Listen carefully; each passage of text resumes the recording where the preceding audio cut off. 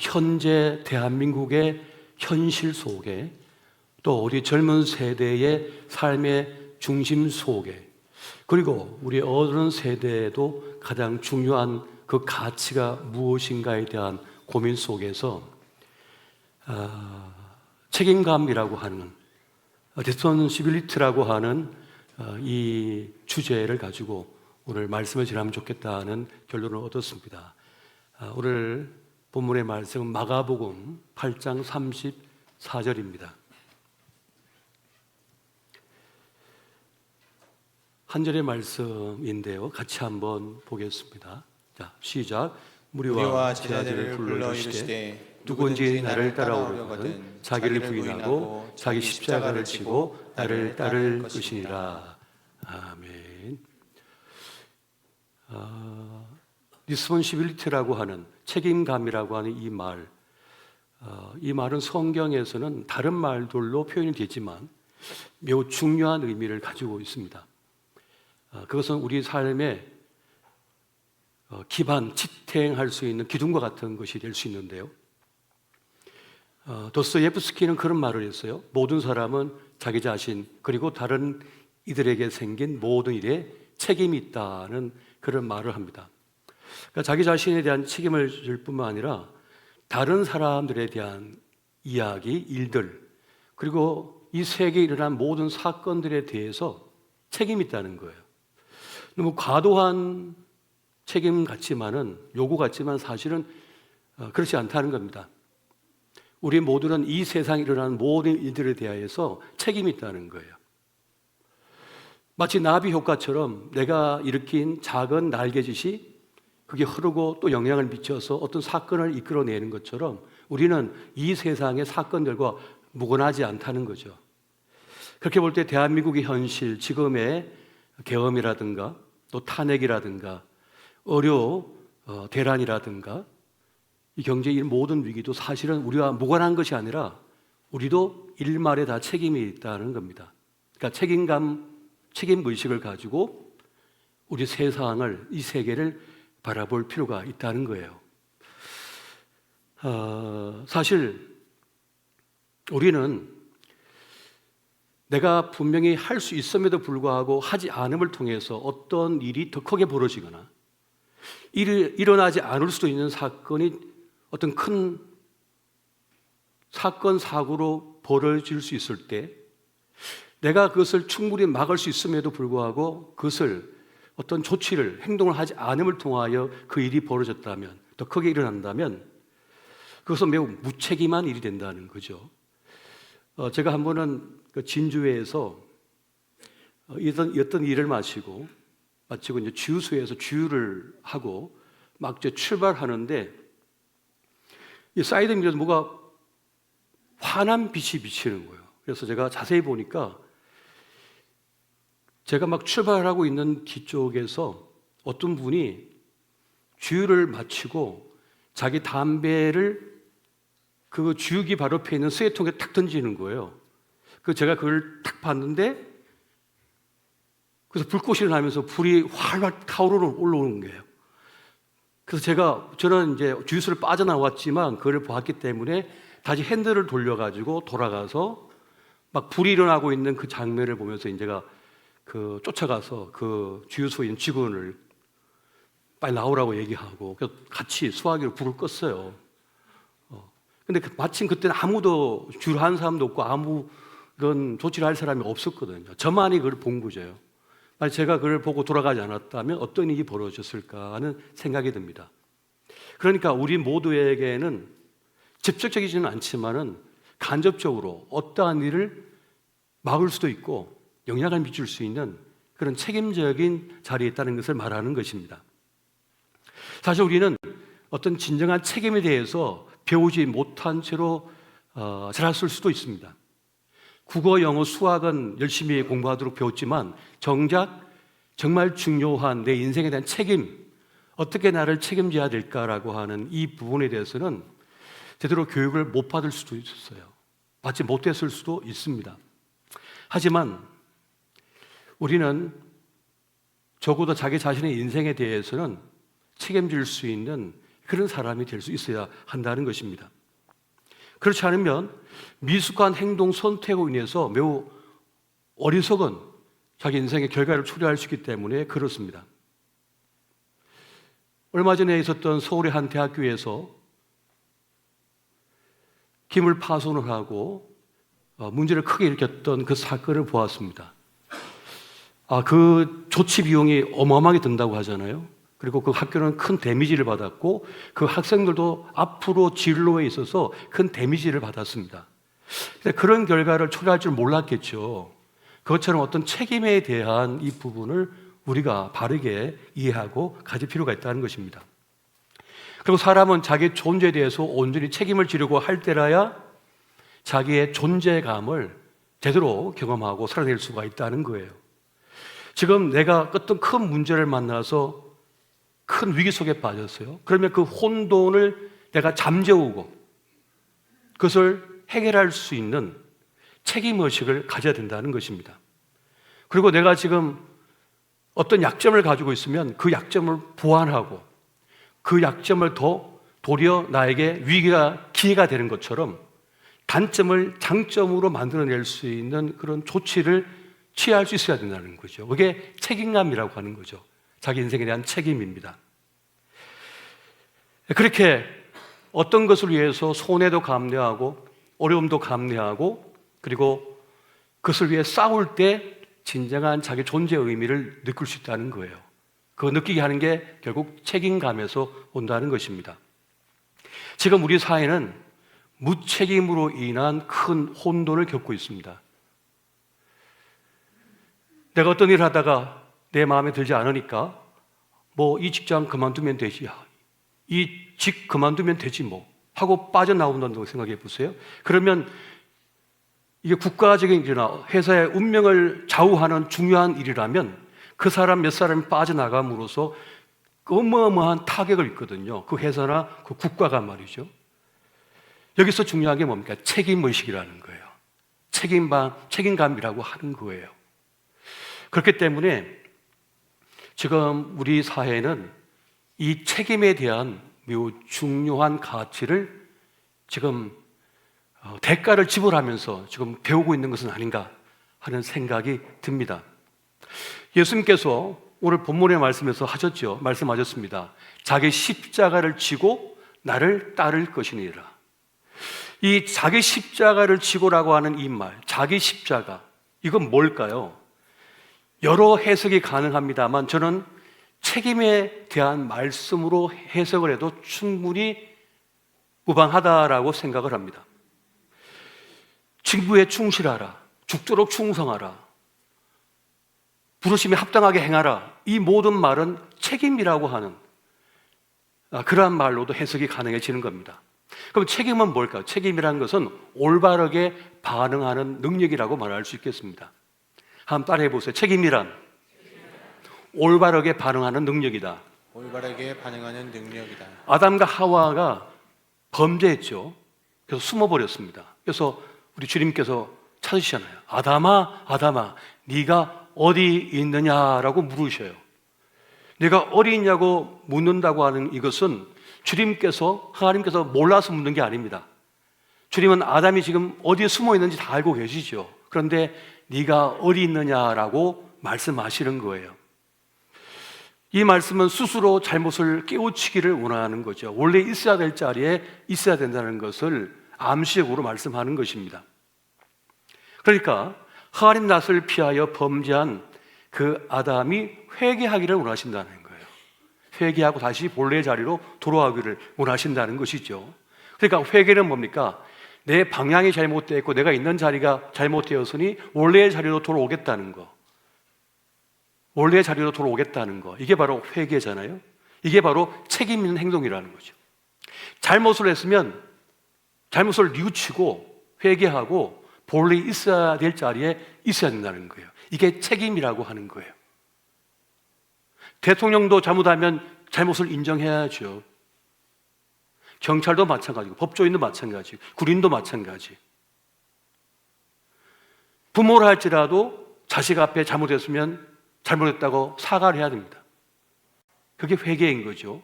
그것이 관계를 다시 정립하는 거잖아요. 그렇기 때문에 잘못을 뉘우치고 회개하는 것도 책임의 한 부분이라는 것이에요. 그렇게 미성숙과 성숙의 차이는 뭐냐? 바로 책임감에 있습니다. 우리는 살면서 이제 성장해 가면서 자기의 존재의 무게를 느끼게 되는 거예요.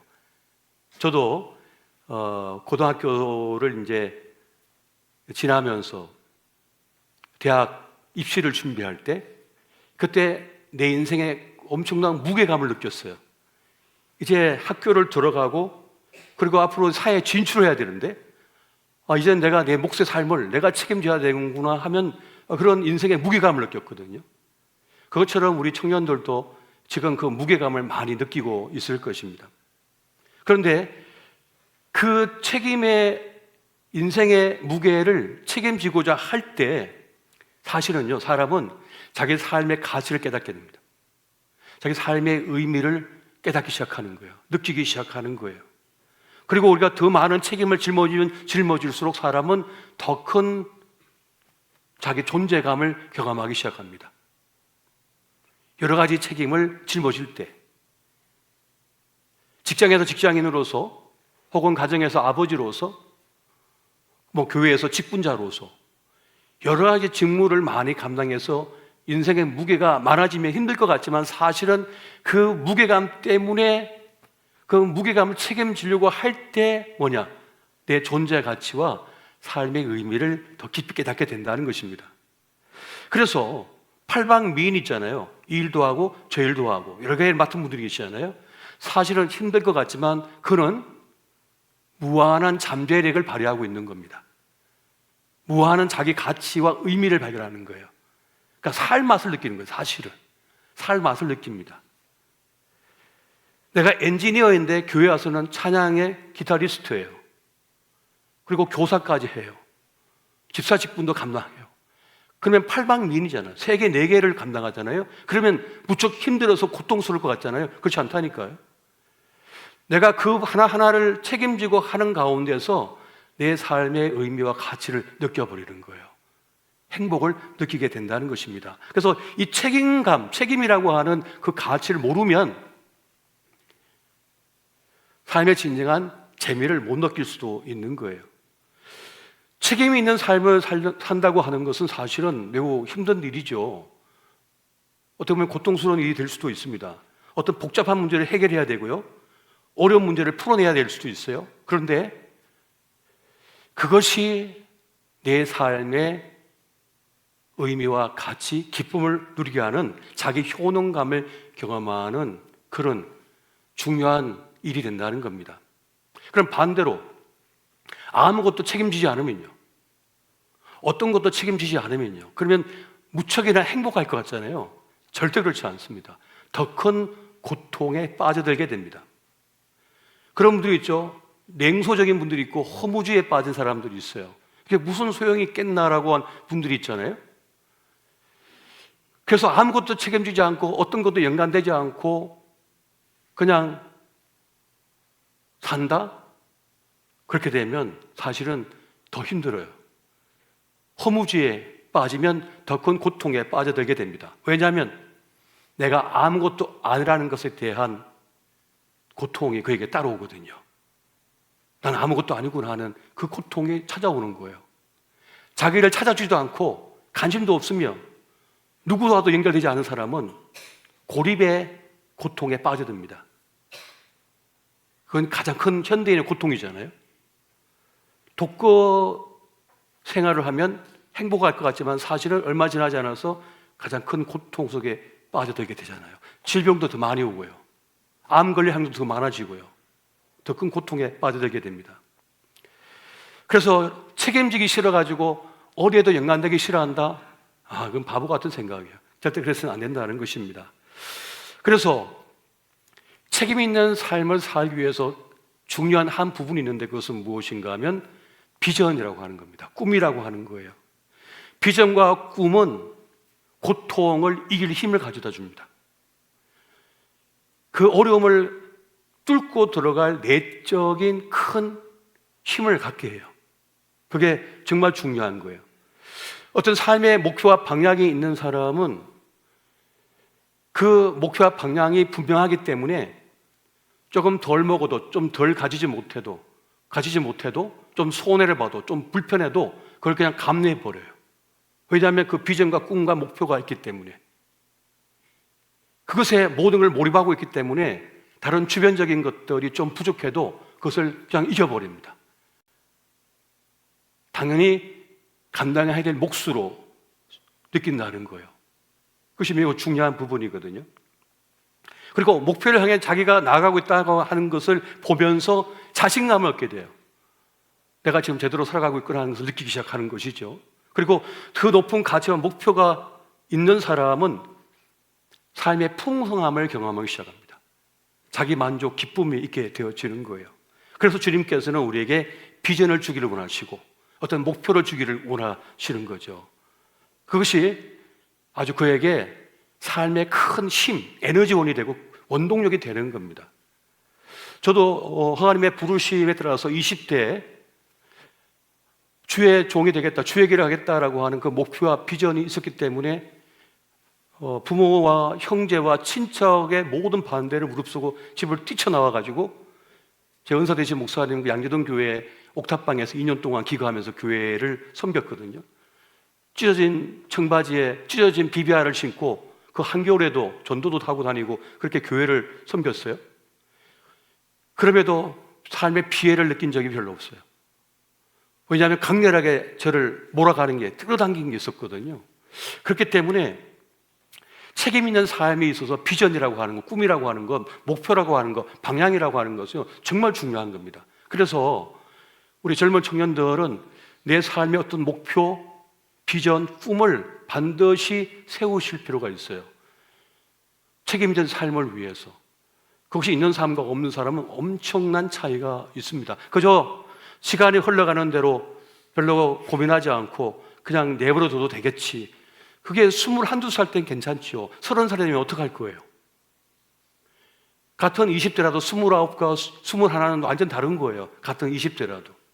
완전 인생은 다른 거예요. 적어도 20대 후반으로 갈수록 내가 능숙하게 자라고 뭔가 내가 확실한 목표를 위해 내가 달려가고 있는 그 자리에 있어야 되거든요. 그것이 매우 중요한 겁니다. 그래서 우리는 지금보다 더 나은 존재가 되기 위한 그런 노력을 기울여야 되는 거죠. 그래서 적어도 자기가 하는 것 중에서 정말 잘하는 것 하나 정도는 있어야 되는 거예요. 정말 잘하는 거. 저는 제 자신을 바라봤을 때 정말 잘하는 게 있습니다. 저는 농사를 잘 짓습니다. 19살 때까지 시골에서 자라가지고 농사를 안 지어본 게 없어요. 부모님, 아버지 쫓아서 비닐하우스도 해보고 특수작물도 해보고 뭐 꽃도 피우고 참외도 키워보고 수박도 키워보고 뭐 토마토도 키워서 팔아보기도 하고 사과도 복숭아도 포도도 다 재배하는 거 아버지 도와서 해봤거든요. 그리고 또 저는 세차를 알바를 오랫동안 해가지고 세차도 잘합니다. 그걸로 업을 삼을 수도 있어요. 그러니까 적어도 자기가 뭔가 능숙하게 할 수 있는 부분들이 있는 게 매우 중요하죠. 또 자기가 공부하는 부분도 있지만 말이죠. 청주에 맛집 중에 하나가 있는데 봉영불고기가 있더라고요. 가끔 우리 목사님들하고 같이 가기도 하는데 거기 가면 제가 야, 어떻게 이런 집이 건물을 세울 수가 있었을까? 그것도 2호점까지 내면서 이렇게 부자가 될 수 있었을까라고 생각했어요. 기껏해야 불고기 조금 하고 파절이 조금 하고 상추, 마늘밖에 안 주는데 이거 가지고 어떻게 건물을 이렇게 세우고 이렇게 부자가 됐지? 라고 생각을 했어요. 딴 매주 안 하고 하나만 집중적으로 파고 들어갔죠. 잘하는 거. 그러니까 정말 우리에게 필요한 건 멀티플레이어가 아니라 사실은 정말 자기가 잘하는 것이 있어야 된다는 거죠. 내가 좋아하는데 잘하고 내가 잘하니까 다른 사람이 나에게 돈까지 주면서 그걸 해달라고 할 때 그건 진짜 업으로 삼을 수 있는 거잖아요. 그런 게 필요하다는 거예요. 그렇게 우리는 자기 삶에 대해서 책임을 질 수가 있어야 됩니다. 성공 지표라고 하는 게 있잖아요. 현대 성공 지표는 두 가지로 압축해서 말할 수 있대요. 그 한 가지는 뭐냐면 지능이래요. 그리고 또 한 가지는 성실성이래요. 지능도 있어야 되고 성실함도 있어야 된답니다. 그런데 거기서 또 한 가지 더 나가면 성과가 있어야 된답니다. 그것이 성공 지표라고 하는 거래요. 그가 제법 유능하다라고 한다면 그에게는 그게 있는 거예요. 성실하기도 하고 똑똑하기도 하고 성과도 내는 거예요.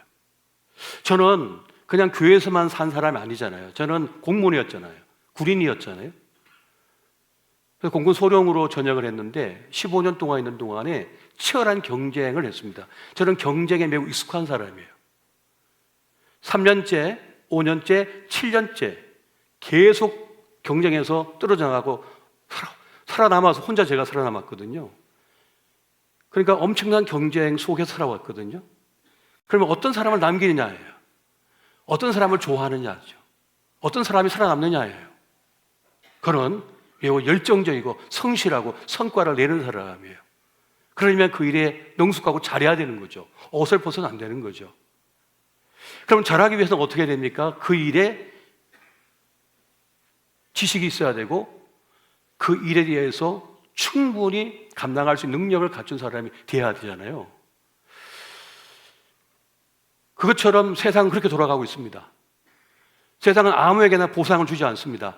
그 많은 일을 한 사람에게 보상을 주거든요. 이건 현실이잖아요. 이건 현실입니다. 저도 목회를 해서 담임 목사입니다만은 우리 성도님들을 보면 다 자기 분야에 지금 한 50대, 60대 되신 분들은 자기 부분에서, 자기 분야에서 이미 성공한 분들 아닙니까? 평생을 바쳐가지고 적어도 정상에 선 분들이에요. 다 대부분이 그 분야에서 평생을 바친 분들이잖아요. 그냥 올 수 있는 게 아니었단 말이죠. 그렇기 때문에 우리 청년들은 이 세상을 그냥 쉽게 생각해서는 안 돼요. 우리 엄마 아빠가 그냥 살아온 게 아니에요. 이 거친 세상과 싸워서 이겨온 거잖아요. 그렇기 때문에 누가 선택을 받느냐, 누가 인정을 받느냐, 누가 사랑을 받느냐, 이 부분을 분명히 우리가 알 필요가 있는 겁니다. 그래야만 자기 인생을 책임질 수 있는 사람이 되는 것입니다. 만약에 여러분들이 결혼을 한다면 이런 사람은 절대 만나지 말라고 얘기하고 싶어요. 어떤 사람이냐면 어떤 사람일까요? 못생긴 사람? 아, 그렇죠. 무책임한 사람이에요. 책임감이 없는 사람. 무책임한 사람을 만나서는 안 됩니다. 사실 이 책임감이라고 하는 건 남녀의 관계에서 특히 부부 생활에 매우 중요한 부분이거든요. 서로를 책임져 주는 건 매우 중요한 가치입니다. 가끔 여성들은 남자들에게 속는데요. 동물의 세계도 이 수컷들이 말이죠. 막 화려한 햇빛을 바라면서 막 유혹을 하거든요. 여자들을 암컷을 막 유혹하거든요. 그것처럼 인간들도 그렇답니다. 남자들도 그렇답니다. 어떻게 하냐면 매우 자신감 있는 사람인 것처럼 행동을 한대요. 매우 자신감 있는 남자처럼 행동을 한대요. 허세를 부린다는 거죠. 근데 그게 꼼빡하고 넘어간대요. 그냥 홀딱 넘어간다는 거, 속아 부린다는 거죠. 근데 같이 살아보니까 영 형편없는 거죠. 돌려보낼 수도 없고. 그래서 힘든 결혼 생활을 한답니다. 모든 걸 다 아는 것처럼 군다는 거예요. 자기가 엄청 강한 사람인 것처럼 군다는 거예요. 탁월한 사람인 것처럼 군다는 거예요. 그런데 실제로는 만나보면, 살아보면 아니더라는 거죠. 이것을 볼 수가 있어야 됩니다. 그래야만 좋은 배우자를 만나서 행복한 결혼 생활을 할 수 있으니까요. 그렇게 책임감 있는 삶이 되기 위해서는 사실 부모 역할도 중요하죠. 부모가 그 아이가 성장을 할 때 어느 정도까지는 보호해주고 무조건적인 보호를 해주고 살펴주지만은 어느 시점이 되면은 이제 독립할 수 있을 정도가 되면은 스스로 책임지는 법을 알려줘야 되거든요. 이건 네가 책임져야 돼. 이건 너의 삶이니까. 나 숙제 안 할 거야. 숙제 안 할 거야. 엄마 책임이에요? 본인 책임인 거죠. 자기가 숙제 안 해갔으면 자기 실력이 늘지 않으니까. 자기 실력이 늘지 않으니까. 그러니까 자기 인생인 거지 부모 인생은 아닌 거거든요. 그래서 본인의 인생이라고 하는 것을 인지시키고 가르쳐줄 필요가 부모에게 있다는 것입니다. 우리가 살다 보면 큰 아픔, 슬픔을 당할 때가 있습니다. 연인에게 배신당할 수 있어요. 버림당할 수가 있죠. 그러한 때는 어떻게 해야 될까요? 많은 경우에 인간관계의 배신과 상처, 버림당함, 거절당함 때문에 큰 상처를 입습니다. 많은 사람들이요. 그래서 심지어 어떤 일은 자기 일상생활을 포기해버려요. 자기 인생을 포기해버려요. 그 사랑의 상처 때문에, 그 버림당함 때문에. 우리 청년들도 그런 일을 앞으로 당할 수도 있고 현재 그 상태에 있는 분도 있을 수가 있잖아요. 어떻게 해야 될까요? 이때는 지혜롭게 이 문제를 헤쳐나가야 됩니다. 이 이별을 어떻게 다루어야 될까요? 많은 경우 착한 사람, 성실한 사람은 자기 때문이라고 생각한대요. 아, 내가 말을 잘못했어. 내가 이런 행동을 했기 때문에 그 사람이 떠난 거야. 날 버린 거야. 라고 하면서 그 원인을 자기에게 찾는다는 거야. 그래서 자기를 자책한다는 거죠. 그리고 자기를 공격한다는 거예요. 사실은 수많은 이유가 있을 수 있거든요. 꼭 내가 한 말 때문이 아니라 다른 일들도 있을 수 있는 거거든요. 사실은 여러 가지가 있을 수 있는 거예요. 근데 중요한 건 뭐냐? 자신을 더 이상 괴롭히지 말라는 겁니다. 자신을 더 이상 괴롭히지 말고 이제 이별을 받아들일 수 있어야 된다는 거예요. 이제 내 시간 속에, 내 공간 속에 그 사람이 없다는 거예요. 내 안에 머물지 않는다는 겁니다. 어떻게 떠난 사람은 떠나게 해줘야 된다는 거예요. 놓아줘야 된다는 거예요. 이미 떠난 사람을 다시 붙잡으려고 하면 비참해진다는 거죠. 더 큰 고통과 아픔을 경험한다는 거예요. 대체적으로 남성보다 여성들이 많이 고통을 당한답니다. 더 많이 아픔을 당한대요. 더 감성적이고 감정적이기 때문에 그렇답니다. 그런데 반대로 여성은 더 완벽하게 완전하게 회복이 된답니다. 남자는 충격을 덜 받지만 대신에 그것을 벗어나지 못한대요. 그런 경향을 보인다고 해요. 근데 어떻게 그게 가능하냐? 심리학적으로 얘기한 걸 보니까 여성들은 자신의 친구들이나 가까운 사람들에게 자기의 아픈 그 고통을 내어놓음으로써 직면한답니다. 깊이 직면한대요. 그거를 토해낸다는 거예요. 그래서 옆에서 막 지지해주면서 공감해주는 거죠. 서로가 막 공감해주는 거예요. 그러면서 온전히 그 아픔의 감정을 다 쏟아내면서 회복이 된다는 거죠. 그런데 남자들은 그걸 쏟아낼 데가 없어요. 혼자. 그래서 술 먹고 그냥 뒹굴다가 해결된 것 같지만 해결되지 않고 계속 그걸 끌고 살아간다는 거예요. 그래서 우리는 그 문제나 아픔, 어떤 고통을 직면할 수 있는 그런 시간, 그런 계기를 마련할 수 있어야 된다는 거예요.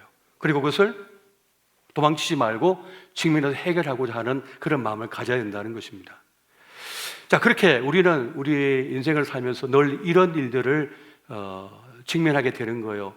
슬픔, 이별, 아픔, 고통을 직면하기도 하고 또 앞으로의 장래에 대한 그러한 고민과 염려와 걱정을 직면하기도 하고 또 내 인생의 가장 큰 장애가 뭔지 그 장애를 만나면서 그 문제를 만나면서 또 때로는 괴로워하기도 하면서 그렇게 그 수많은 것들이 우리에게 다가오는데 중요한 건 뭐냐?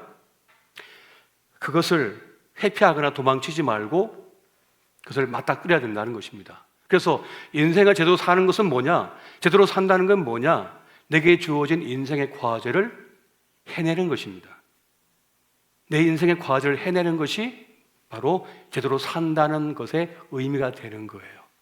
저는 우리 청년들이 여러분에게 주어진 생애 시간을 제대로 살아내기를 원합니다. 여러분에게 주어진 인생의 과제를요. 저도 20대, 30대, 40대의 여러 가지 문제와 과제를 만났는데 그걸 해결해 가면서 지금까지 살아왔거든요.